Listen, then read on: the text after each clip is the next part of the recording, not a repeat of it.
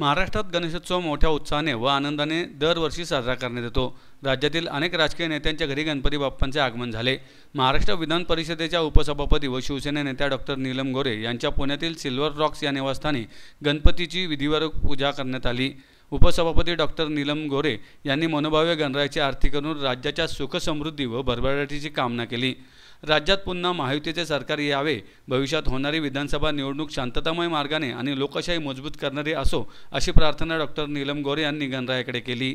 आज आमच्या पुण्यामधल्या लतिकाताई दिवाकर गोरे आणि डॉक्टर दिवाकर गोरे हे आमच्या आईवडिलांचं निवासस्थान या ठिकाणी जवळजवळ 45 वर्षापेक्षा जास्त काळ गणेशाचं आगमन होतं आहे। याच्यापूर्वी आम्ही मुंबईत वरळीला राहत होतो, तिथेही श्री गणेश आमच्याकडे येतच होते आणि पूर्वी आमच्या घराचा गणपती मी आणि माझी बहीण झेलम यांच्या आग्रहामुळे सुरू झालेला आहे। गणेशाकडे आज मनापासून प्रार्थना केली।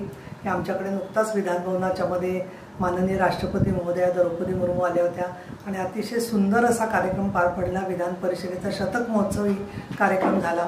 अजूनही त्यातले काही कार्यक्रम बाकी आहेत। त्याचबरोबर लवकरच विधानसभेच्या निवडणुका होत आहेत, त्या शांततामय मार्गाने लोकशाही मार्गाने पार चांगल्या पद्धतीने पडतील याची मला खात्री आहे आणि परत एकदा महायुतीचं सरकार राज्यामध्ये यावं हीच मी गणेशाच्या चरणी प्रार्थना केली।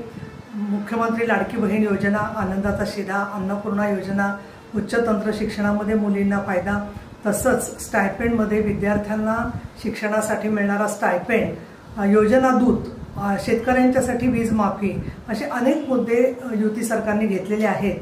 हे पूर्ण करण्यासाठी म्हणून गणरायाने शक्ती द्यावी आणि हा गणेशोत्सव शांततामय मार्गाने सुरक्षितपणे आणि पर्यावरणपूरक पद्धतीने साजरा व्हावा अशी प्रार्थना मी श्री गणेशाकडे केलेली आहे।